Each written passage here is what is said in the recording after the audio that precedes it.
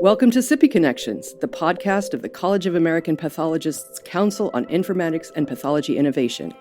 Here we connect you with the leaders and committees shaping the future of pathology. I'm Dr. M.E. DeBaca, Chair of the College of American Pathologists Council on Informatics and Pathology Innovation, also known as CIPI. In today's episode of CIPI Connections, we will be talking about how pathology meets artificial intelligence. We're going to dive into how the pathology community validates and implements new technologies and how AI applies to those frameworks. Today, you'll be part of a conversation with three of my good friends and members of the CAP Artificial Intelligence Committee. Dr. Matthew Hanna is a surgical pathologist and the chair of the CAP AI Committee. Dr. Nick Spies is a clinical pathologist and a pioneer for introducing AI implementation specialist roles. And Dr. Larissa Furtado, a molecular pathologist who is currently leading the development of the CIPI AI Implementation Guide. Together, they'll explore what works, what doesn't work, and what we've learned from real-world AI deployments in pathology. Take it away.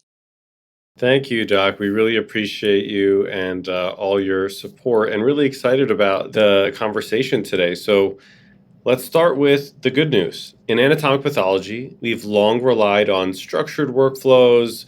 We all know the traditional specimen handling, slide preparation, diagnostic reporting, all governed by CLIA and CAP standards.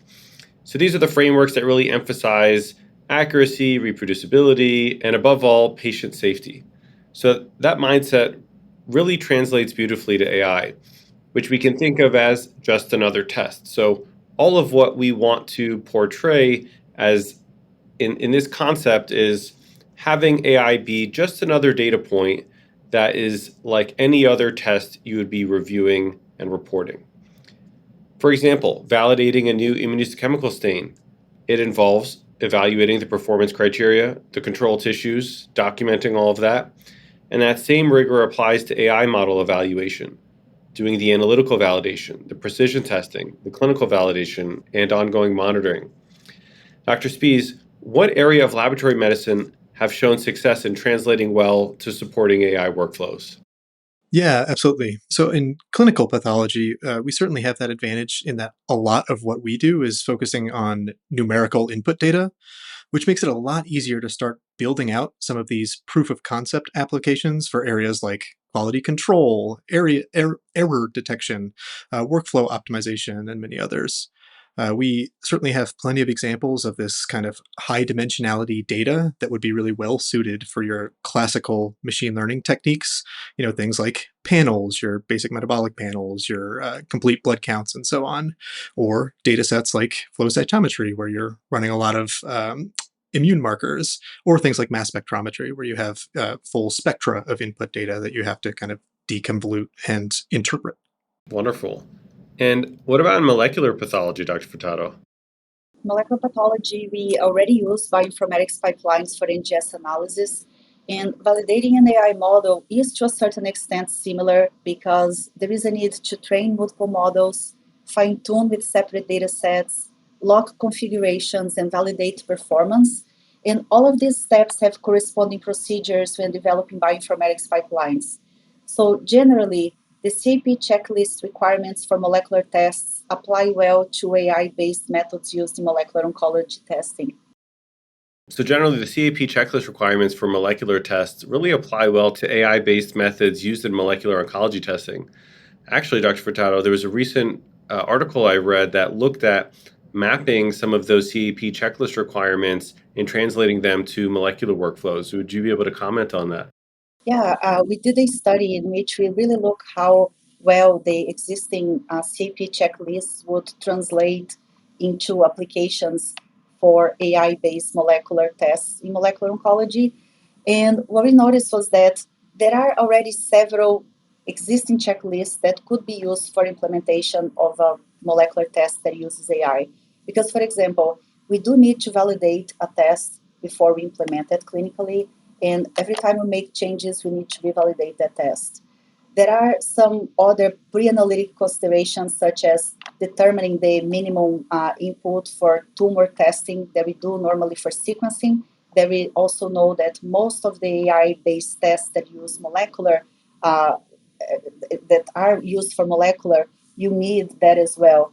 And there are existing requirements to determine cutoffs for qualitative tests to differentiate positive from negative. And for classifiers or those AI-based methods that are intended for classification, it's important also to define those thresholds so you can increase your the reliability of the call, whether that is a positive or negative call. It kind of gives you a baseline for that. So there is a lot that translates, which is not surprising because if you think about the AI models that we use, we're not implementing them as autonomous systems in the laboratory. They're always part of a test.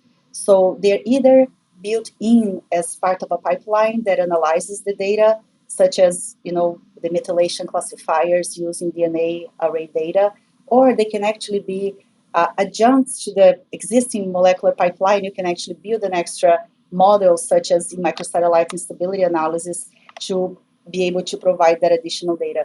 So there is a lot that translates already.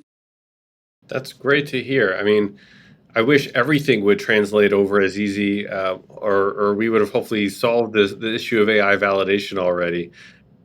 Looking at AI validation results, some of them might actually look similar to an assay trending out of range on your Levy-Jennings plots. Unfortunately, with AI, it may not be as easy or as detectable. And we've heard a lot about generalizability concerns.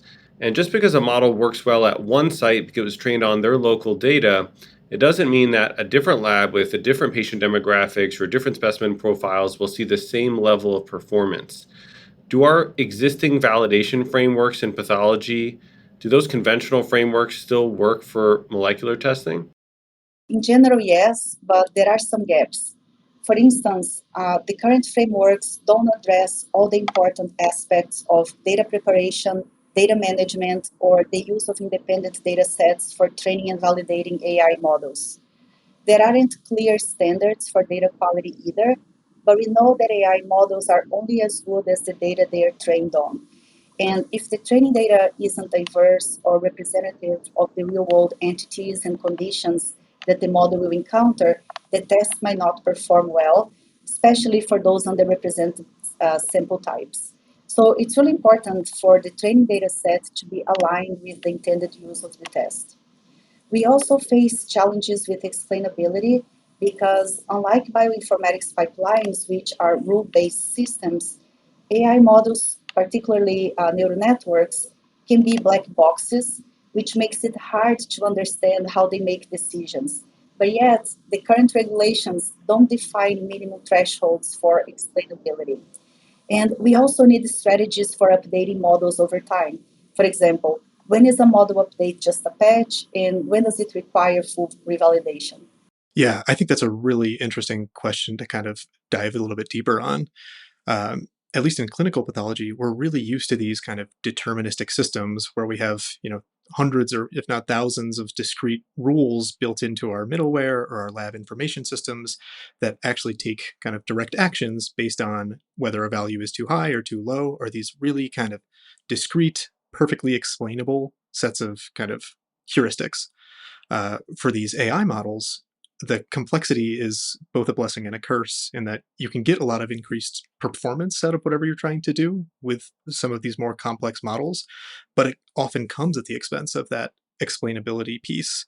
And so, as you mentioned, the data that we get out of these models is only as good as the data that we put in. And the data that we would kind of add to these models is going to be changing all day, every day, as our systems change, our assays change, our analyzers change. So, at what point do we really need to kind of stop the works and retrain the models or revalidate that the model still works? Or how do we even kind of build these real time monitoring systems on top of the QC that we're already used to perform for our real time assays? Is a really interesting question, but one that definitely needs to be fleshed out in more detail before we can really feel comfortable as laboratorians, applying these models all across the laboratory.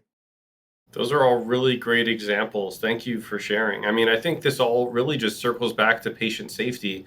We can even try to create messaging around AI is that it's not really the delta in performance, but it's really that patient safety net that sits for all the patients who are getting all of this routine testing, that it will act as a patient safety net to catch and act as a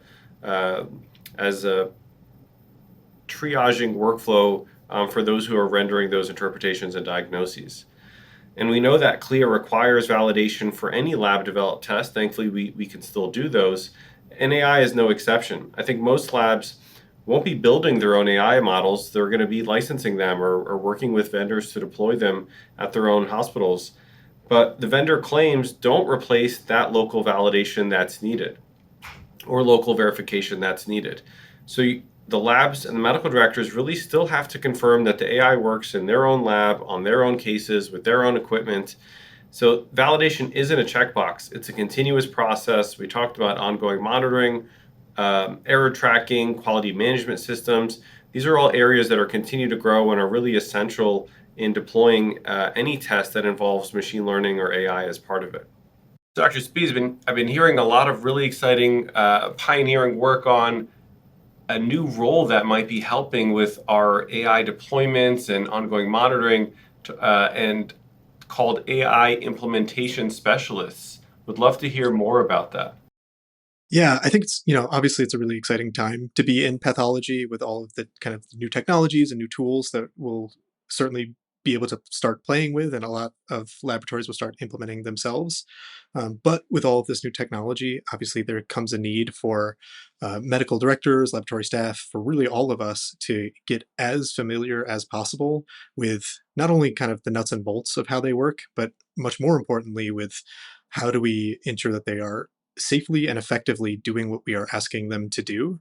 And so this idea of the kind of pathologist as the implementation specialist is, I think, a world that we certainly should be moving towards and getting more comfortable with. As medical directors, quality management is certainly kind of part and parcel with what we do all day, every day. And a lot of that relies on a kind of a deep understanding of the technologies we're using, the assays and how they work, and most importantly, kind of their failure modes and how we address them. Uh, all of that will be equally, if not more important, as we move into the kind of the age of AI across our systems.